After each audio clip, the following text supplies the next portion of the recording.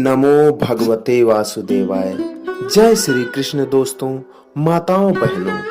कल आपने 10वें अध्याय के 7वें श्लोक तथा भगवान श्री कृष्ण ने अपनी विभूति योग शक्ति तथा उसे जानने के महात्म्य का संक्षेप में वर्णन किया। फिर 11वें श्लोक तक भक्ति योग तथा उसका फल बताया। इस प्रकार इस विषय पर श्लोक 12 से 18 तक अर्जुन ने भगवान की स्तुति करके दिव्य विभूतियों का तथा योग शक्ति का विस्तृत वर्णन करने के लिए प्रार्थना की। इसलिए भगवान श्री कृष्ण का विस्तृत वर्णन करने के लिए प्रार्थना की है। इसलिए भगवान श्री कृष्ण ने 40वें श्लोक तक अपनी विभूतियों का वर्णन समाप्त करके आखिर में योग शक्ति का प्रभाव बताया और समस्त ब्रह्मांड को अपने एक अंश से धारण किया हुआ बताकर अध्याय समाप्त किया। यह सुनकर अर्जुन के मन में उस महान स्वरूप को प्रत्यक्ष देखने की इच्छा हुई।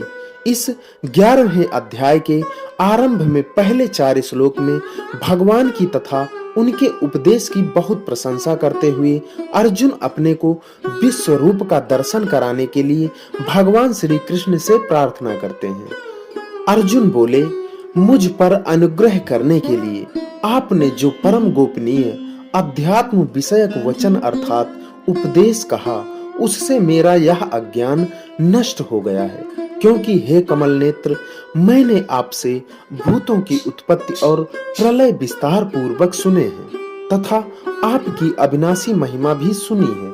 हे परमेश्वर, आप अपने को जैसा कहते हैं यह ठीक ऐसा ही है, परंतु हे पुरुषोत्तम, आपके ज्ञान ऐश्वर्य शक्ति बल वीर्य और तेज से युक्त ऐश्वर्यमय रूप को मैं प्रत्यक्ष देखना चाहता हूँ।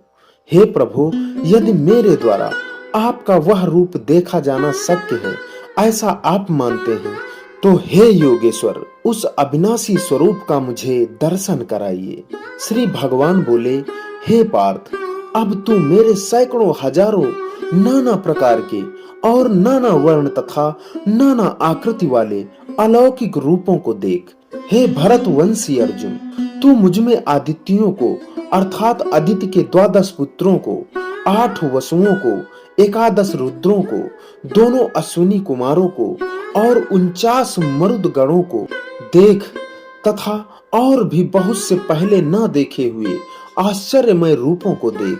हे अर्जुन, इस मेरे शरीर में एक जगह स्थित चराचर सहित संपूर्ण जगत को देख तथा और भी जो कुछ देखना चाहता है सो देख, परंतु मुझको तू इन अपने प्राकृत नेत्रों द्वारा देखने में निसंदेह समर्थ नहीं है। इसी से मैं तुझे दिव्य अर्थात अलौकिक चक्षु देता हूँ। इससे तू मेरी ईश्वरीय योग शक्ति को देख। संजय बोले, हे राजन, महायोगेश्वर सब पापों के नाश करने वाले भगवान ने इस प्रकार कहकर उसके पश्चात अर्जुन को परम ऐश्वर्य युक्त दिव्य स्वरूप दिखलाया। अनेक मुख और नेत्रों से युक्त, अनेक अद्भुत दर्शनों वाले, बहुत से दिव्य भूषणों से युक्त और बहुत से दिव्य शस्त्रों को हाथ में उठाए हुए, दिव्य माला और वस्त्रों को धारण किए हुए और दिव्य गंध का सारे शरीर में लेप किए हुए, सब प्रकार के आश्चर्यों से युक्त, सीमा रहित और सब ओर से मुख किए हुए विराट स्वरूप परम देव परमेश्वर को अर्जुन ने देखा। आकाश में 1000 सूर्यों के साथ उदय होने से उत्पन्न जो प्रकाश हो, वह भी उस विश्व रूप परमात्मा के प्रकाश के सदृश कदाचित ही हो। पांडुपुत्र अर्जुन ने उस समय अनेक प्रकार से विभक्त अर्थात पृथक पृथक संपूर्ण जगत को देवों के देव श्री कृष्ण भगवान के उस शरीर में एक जगह स्थित देखा। उसके अनंतर में वे आश्चर्य से चकित और जिन प्रकाश में विश्व रूप परमात्मा को श्रद्धा भक्ति सहित सिर से प्रणाम करके हाथ जोड़कर बोले। अर्जुन बोले, हे देव, मैं आपके शरीर में संपूर्ण देवों को तथा अनेक भूतों के समुदायों को, कमल के आसन पर विराजित ब्रह्म को, महादेव को और संपूर्ण ऋषियों को तथा दिव्य सर्पों को देखता हूँ। हे संपूर्ण विश्व के स्वामिन, आपको अनेक भुजा, पेट, मुख और नेत्रों से युक्त तथा सब ओर से अनंत रूपों वाला देखता हूँ। हे विश्वरूप, मैं आपके न तो अंत को देखता हूँ, न मध्य को और न आदि को। आपको मैं मुकुट युक्त, गदा युक्त और चक्र युक्त तथा सब ओर से प्रकाशमान तेज के पुंज, प्रज्वलित अग्नि और सूर्य के सदृश ज्योति युक्त, कठिनता से देखे जाने योग्य और सब ओर से अप्रमेय स्वरूप देखता हूँ। आप ही जानने योग्य परम अक्षर अर्थात पर ब्रह्म परमात्मा हैं। आप ही इस जगत के परम आश्रय हैं। आप ही अनादि धर्म के रक्षक हैं और आप ही अविनाशी सनातन पुरुष हैं, ऐसा मेरा मत है। आपको आदि अंत और मध्य से रहित, अनंत सामर्थ्य से युक्त, अनंत भुजा वाले, चंद्र सूर्य रूप नेत्रों वाले, प्रज्वलित अग्नि रूप मुख वाले और अपने तेज से इस जगत को संतप्त करते हुए देखता हूँ। हे महात्मन, यह स्वर्ग और पृथ्वी के बीच का संपूर्ण आकाश तथा सब दिशाएं एक आप से ही परिपूर्ण हैं तथा आपके इस अलौकिक और भयंकर रूप को देखकर तीनों लोक अति व्यथा को प्राप्त हो रहे हैं। वे ही देवताओं के समूह आप में प्रवेश करते हैं और कुछ भयभीत होकर हाथ जोड़े आपके नाम और गुणों का उच्चारण करते हैं तथा महर्षि और सिद्धों के समुदाय कल्याण हो ऐसा कहकर उत्तम स्तोत्रों द्वारा आपकी स्तुति करते हैं। जो 11 रुद्र और 12 आदित्य तथा 8 वसु, साध्यगण, विश्वदेव, अश्विनी कुमार तथा मरुदगण और पितरों का समुदाय तथा गंधर्व, यक्ष, राक्षस और गिद्धों के समुदाय हैं, वे सभी विस्मित होकर आपको देखते हैं। हे महाबाहो, आपके बहुत मुख और नेत्रों वाले बहुत हाथ, जंघा और पैरों वाले, बहुत उदरों वाले और बहुत सी दाढ़ों के कारण अत्यंत विकराल महान रूप को देखकर सब लोग व्याकुल हो रहे हैं तथा मैं भी व्याकुल हो रहा हूँ, क्योंकि हे विष्णु, आकाश को स्पर्श करने वाले दे दीप्यमान अनेक वर्णों युक्त तथा फैलाए हुए मुख और प्रकाशमान विशाल नेत्रों से युक्त आपको देखकर भयभीत अंतःकरण वाला मैं धीरज और शांति नहीं पाता हूँ।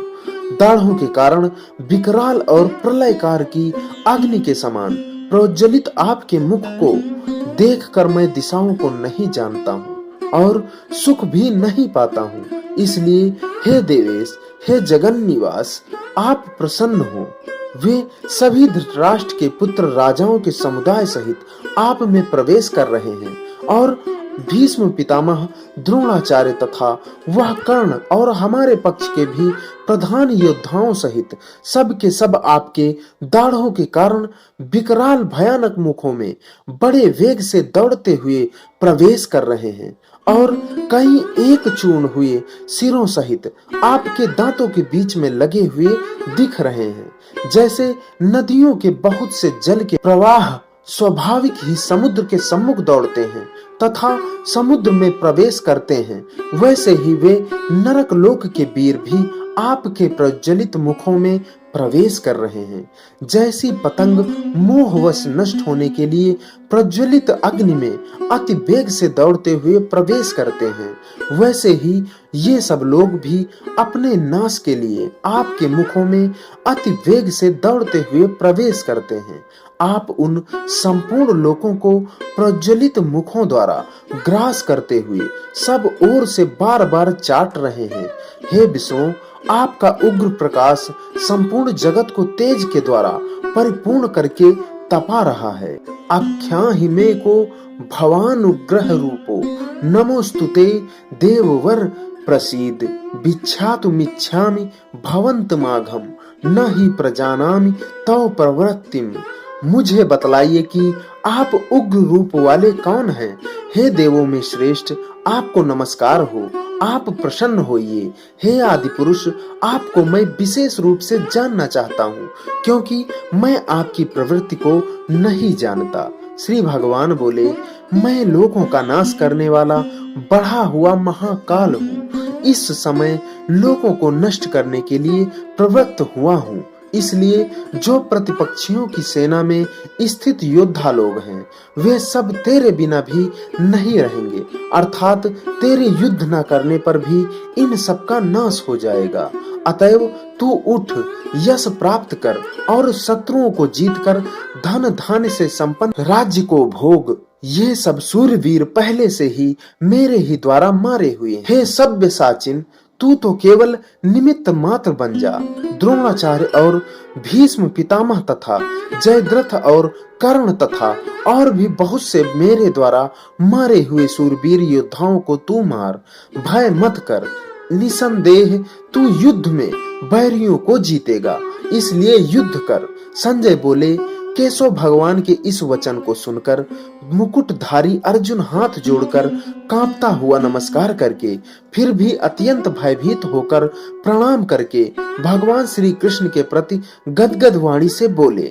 अर्जुन बोले, हे अंतर्यामिन, यह योग्य है कि आपके नाम गुण और प्रभाव के कीर्तन से जगत अति हर्षित हो रहा है और अनुराग को भी प्राप्त हो रहा है, तथा भयभीत राक्षस लोग दिशाओं में भाग रहे हैं और सब सिद्ध गणों के समुदाय नमस्कार कर रहे हैं। हे महात्मन, ब्रह्मा के भी आदिकर्ता और सबसे बड़े आपके लिए वे कैसे नमस्कार न करें, क्योंकि हे अनंत, हे देवेश, हे जगन निवास, जो संत असत और उनसे परे अक्षर अर्थात सच्चिदानंद घन ब्रह्म हैं, वह आप ही हैं। आप आदि देव और सनातन पुरुष हैं। आप इस जगत के परम आश्रय और जानने वाले तथा जानने योग्य और परम धाम हैं।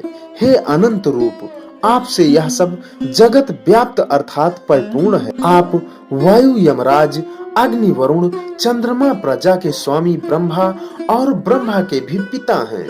आपके लिए हजारों बार नमस्कार, नमस्कार हो। आपके लिए फिर भी बार बार नमस्कार, नमस्कार। हे अनंत सामर्थ्य वाले, आपके लिए आगे से और पीछे से भी नमस्कार। हे सर्वात्मन, आपके लिए सब ओर से नमस्कार हो, क्योंकि अनंत पराक्रमशाली आप समस्त संसार को व्याप्त किए हुए हैं।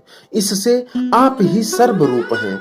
आपके इस प्रभाव को न जानते हुए आप मेरे सखा हैं, ऐसा मानकर प्रेम से अथवा प्रमाद से भी मैंने हे कृष्ण, हे यादव, हे सखे, इस प्रकार जो बिना सोचे समझे अर्थात कहा है। और हे अच्युत, आप जो मेरे द्वारा विनोद के लिए विहार, शैया, आसन और भोजनादि में अकेले अथवा उन सखाओं के सामने भी अपमानित किए गए हैं, वह सब अपराध अप्रमेय स्वरूप अर्थात अचिंतन्य प्रभाव वाले आपसे क्षमा करवाता हूँ। आप इस चराचर जगत के पिता और सबसे बड़े गुरु तथा अति पूजनीय हैं। हे अनुपम प्रभाव वाले, तीनों लोकों में आपके समान भी दूसरा कोई नहीं, फिर अधिक तो कैसे हो सकता है। अतएव हे प्रभु, मैं शरीर को भली भांति चरणों में निवेदित कर प्रणाम करके स्तुति करने योग्य आप ईश्वर को प्रसन्न करने के लिए प्रार्थना करता हूँ। हे देव, पिता जैसे पुत्र के, सखा जैसे सखा के और पति जैसे प्रियतमा पत्नी के अपराध सहन करते हैं, वैसे ही आप भी मेरे अपराध सहन करने योग्य हैं। मैं पहले न देखे हुए आपके इस आश्चर्यमय रूप को देखकर हर्षित हो रहा हूँ और मेरा मन भय से अति व्याकुल भी हो रहा है। इसलिए आप उस अपने चतुर्भुज विष्णु रूप को ही मुझे दिखलाइए। हे देवेश, हे जगन निवास, प्रसन्न होइए। मैं वैसे ही आपको मुकुट धारण किए हुए तथा गदा और चक्र हाथ में लिए हुए देखना चाहता हूँ। इसलिए हे विश्व स्वरूप, हे सहस्त्र बाहो, आप उसी चतुर्भुज से प्रकट होइए। श्री भगवान बोले, हे अर्जुन, अनुग्रह पूर्वक मैंने अपनी योग शक्ति के प्रभाव से यह मेरा परम तेजोमय, सबका आदि और सीमा रहित विराट रूप तुझको दिखलाया है, जिसे तेरे अतिरिक्त दूसरे किसी ने नहीं देखा था। हे अर्जुन, मनुष्य लोक में इस प्रकार विश्व रूप वाला मैं न वेद और यज्ञों के अध्ययन से, न दान से, न क्रियाओं से और न उग्र तपो से ही तेरे अतिरिक्त दूसरों के द्वारा देखा जा सकता हूँ। मेरे इस प्रकार के इस विकराल रूप को देखकर तुझको व्याकुलता नहीं होनी चाहिए और मूढ़ भाव भी होना चाहिए। तू भय रहित और प्रीत युक्त मन वाला होकर उसी मेरे शंख चक्र गदा पद्म युक्त चतुर्भुज रूप को फिर देख। संजय बोले, वासुदेव भगवान ने अर्जुन के प्रति इस प्रकार कहकर फिर वैसे ही अपने चतुर्भुज रूप को दिखलाया और फिर महात्मा श्री कृष्ण ने सौम्य मूर्ति होकर इस भयभीत अर्जुन को धीरज बंधाया। अर्जुन बोले, हे जनार्दन, आपके अति शांत मनुष्य रूप को देखकर अब मैं स्थिर चित्त हो गया हूँ और अपनी स्वाभाविक स्थिति को प्राप्त हो गया हूँ। श्री भगवान बोले, मेरा जो चतुर्भुज रूप तुमने देखा है यह दुर्दरस है, अर्थात इसके दर्शन बड़े ही दुर्लभ हैं। देवता भी सदा इस रूप के दर्शन की आकांक्षा करते हैं। जिस प्रकार तुमने मुझे देखा है, इस प्रकार चतुर्भुज रूप वाला मैं न तो वेदों से, न तप से, न दान से और न यज्ञ से ही देखा जा सकता हूँ, परंतु हे परंतप अर्जुन, अनन्य भक्ति के द्वारा इस प्रकार चतुर्भुज रूप वाला मैं प्रत्यक्ष देखने के लिए, तत्व से जानने के लिए तथा प्रवेश करने के लिए, अर्थात एक ही भाव से प्राप्त होने के लिए भी शक्य हूँ। हे अर्जुन, जो पुरुष केवल मेरे लिए संपूर्ण कर्तव्य कर्मों को करने वाला है, मेरे परायण है, मेरा भक्त है, आसक्ति रहित है और संपूर्ण भूत प्राणियों में वैर भाव से रहित है, वह अनन्य भक्ति युक्त पुरुष मुझको ही प्राप्त होता है। इस प्रकार उपनिषद, ब्रह्म विद्या तथा योग शास्त्र रूप श्रीमद् भगवत गीता के श्री कृष्ण अर्जुन संवाद में विश्व रूप दर्शन योग नामक 11वां अध्याय संपूर्ण हुआ। बोलिए श्री कृष्ण भगवान की जय। तो दोस्तों, मित्रों, माताओं, बहनों, आशा करता हूँ आज का अध्याय आपको पसंद आया होगा। आपसे निवेदन है, चैनल को अभी तक सब्सक्राइब नहीं किया है तो सब्सक्राइब जरूर करें, साथ ही वीडियो को लाइक करें। कमेंट में आप जरूर बताएं कि आपको यह अध्याय कैसा लगा। इसी के साथ विदा लेते हैं, मिलते हैं अगली वीडियो में। तब तक के लिए नमस्कार। जय श्री कृष्ण।